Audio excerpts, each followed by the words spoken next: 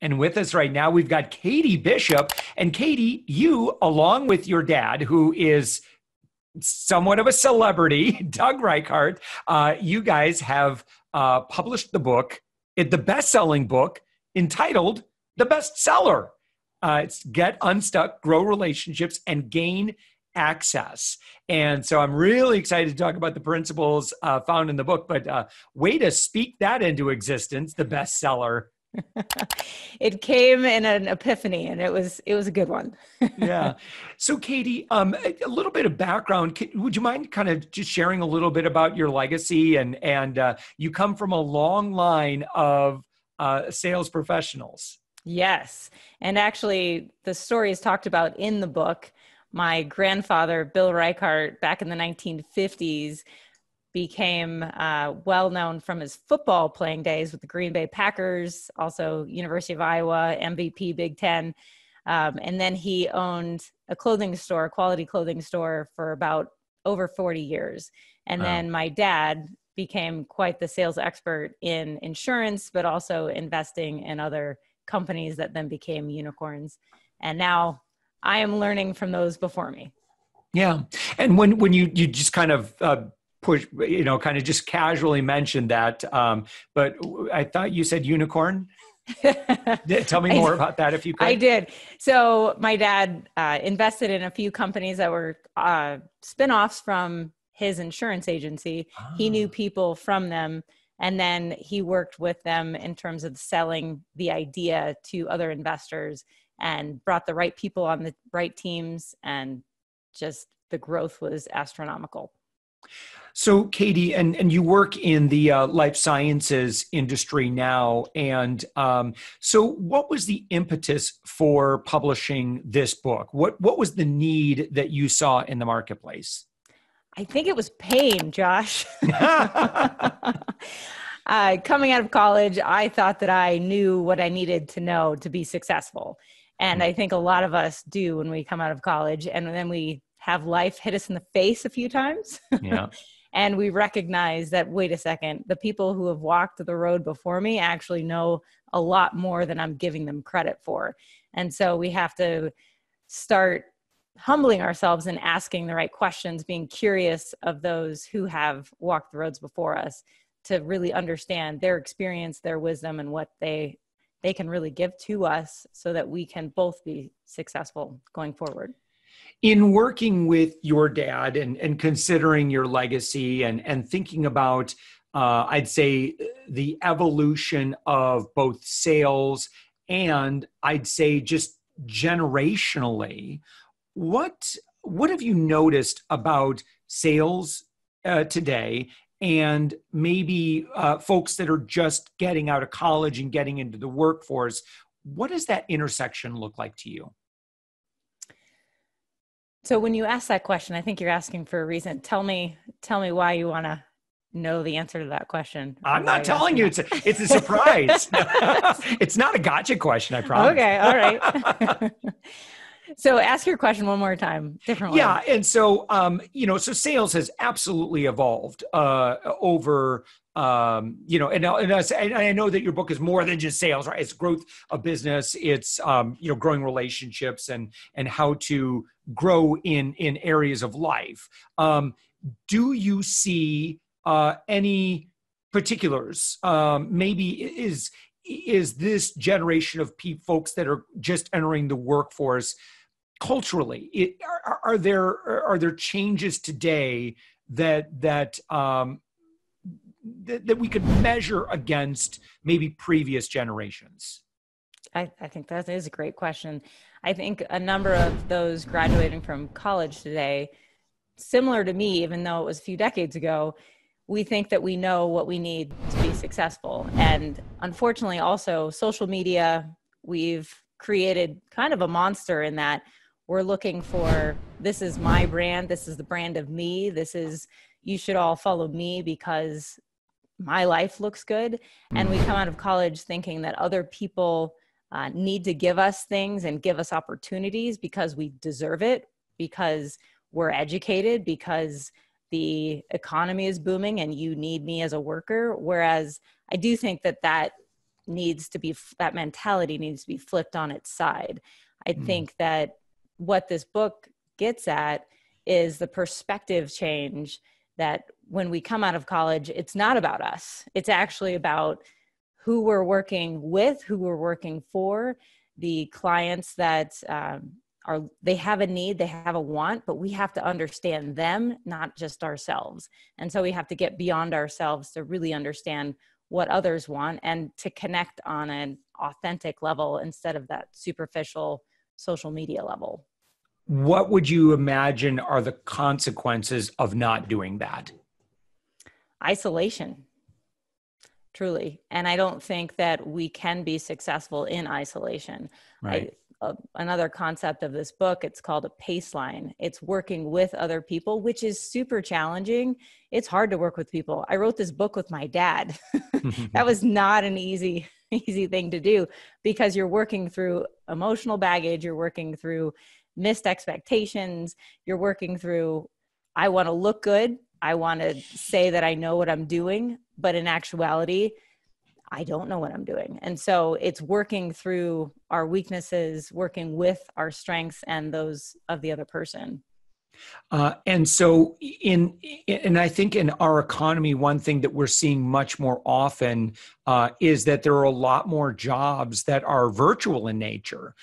There's no need to go into an office with a bunch of other people. So therefore, the workplace is kind of really changing where, someone might just be cooped up in their apartment all day long and minimal interaction with people maybe in real time. I mean, everything else is just done over messaging and Slack and whatever it might be. But we're missing out on that human connection and engagement. And so I think that given that that's just the environment that we're working, how do we want to implement, I guess, the reader of your book, what will they take away if they are working in that environment? What actions do you think that they will take based on what you share? So the main character in the book is a young female, new in her sales career, and she doesn't understand the importance of connections. Yet she gets invited to an event, which, due to certain circumstances, she gets introduced to a mentor. And at first she thinks, well, this mentor can teach me things. But what she ends up learning is that she can also add value to the people around her, both in professional, but also personal ways. So it's understanding, we do have to push ourselves into position to meet other people. We have to push ourselves out of our comfort zone. It's nice and comfortable to stay in your apartment and do your work, but that's not where you're going to be at your best. And so we have to push ourselves outside of that comfort zone and reach out to people for real connection. But there's a way to do that. And I think that those skills, those classic skills of face-to-face interaction, they're missing a lot in these younger generations because it is so they're tech dependent and they're working through virtual offices instead of that face-to-face. And so it's asking the right questions, and asking questions is actually, it's humbling because you have to be able to ask without knowing what the answer is. And you have to probe and really be curious about the other person and not just wanting to talk about yourself. So I guess just showing or not showing, having a genuine interest in other people. So, this to me feels like a lot of Dale Carnegie, How to Win Friends and Influence People. It's great book. Listen, yeah. So how is what you teach inspired by that work? I think a lot of it is inspired by that. That was a monumental book when it came out decades and decades ago, and it's still relevant today. I think it's those small interactions that make the difference. It's not the big splash where everybody sees you and wants to know you. It's actually after the fact, how do you follow up? how do you create an actual relationship after someone might know of you? So how do we build that rapport? And to be able to build that rapport, we need to build trust first. And so the book talks about going from what's called general access, where we know people, to favorable access, where people know us and trust us. And truly the way to do that is through those small interactions, those daily interactions that we have with others. And so if we're talking, if you could illustrate this for me further, can you maybe just give an illustration of like two interactions? One where someone is just completely self-focused, and then the other one where someone is genuinely, like they genuinely want to serve somebody else. So I guess, what are some examples of, what people might say and or do? I mean, I think this might be a little obvious, but I'd really love to maybe have you kind of give us some like, give us some assignments for our next interactions. What are some things that we can make sure to do? Like, because I think a lot of times maybe we just need a reminder to, look, look people, look into their eyes and, establish, like, I don't know what it is, right? This is where Katie, I'd love to hear, what are the things that I should be doing when I engage and interact with other people? Great question. I do think eye contact is very important. And sometimes, when we're virtual, I might be looking at the screen versus looking at the camera. So, there's that disconnect at some point. But when we sit down with someone, depending on the situation, is it a business situation? Is it a personal situation? If it's a business situation, we want to talk about their work needs, their work problems. What is it? What kind of questions can we ask that what are their daily headaches? Where could we add value in their work life? But then again, if it's personal, if we're having coffee and we're getting to know one another, it's three main things. And I'm sure Dale Carnegie talked about this in his book. I don't remember, but it's their health, their wealth, and their relationships. So everyone walking around has some sort of pain, but we have to have that trust in order to really uncover what that is. But I think people want to talk about what's really going on, but we don't have the ability or a person wanting to listen to what's truly going on instead of just hitting that superficial. So it's asking about, your general questions. If it's at work, tell me, what do you do every day? Tell me about what it is. Why did you choose this profession? What is it that really interests you about this? How can I help you in what you do? What are some of the things that you don't like about your job, your position? If there were a few things that you could get rid of, what would be those certain aspects of your job and why? Those are super simple questions. But then on the personal side, it's, how do you meet a friend? What, if you think back to 10 of your friends, where did you first meet them? What connected you? Why did you continue the conversation? We all know this. We can all look back to our relationships, our friendships, our family relationships. What is it that draws me to someone? And what is it that pushes me away? And we want to model and emulate those that draw us to someone. So Zig Ziglar, of course, famously said that you can have everything in life you want if you will just help enough other people get what they want. Sounds like we're in that territory. We are totally in that territory. So good advice then, good advice today. Yes, totally agree. But I think sometimes it's discounted today because we think that technology can do these things for us. No robot can replace a human interaction. I know we've got artificial intelligence, but when you're talking to a bot online. Oh. Yeah, you know when something is making a decision for you versus someone. Yeah. And when you're talking on, even if it's a call center call, you keep wanting to press that 0 so you can talk to someone. So that will never be replaced. And I think, Katie, at the end of the day, people all want what? Fill in the blank. What do we all want to feel? I think we all want to feel valued. Yeah. We all want some sort of a connection. And it doesn't matter if we are, in the grocery store, buying a sandwich in a sandwich line, at work. We want to know that we matter to someone else. Yeah.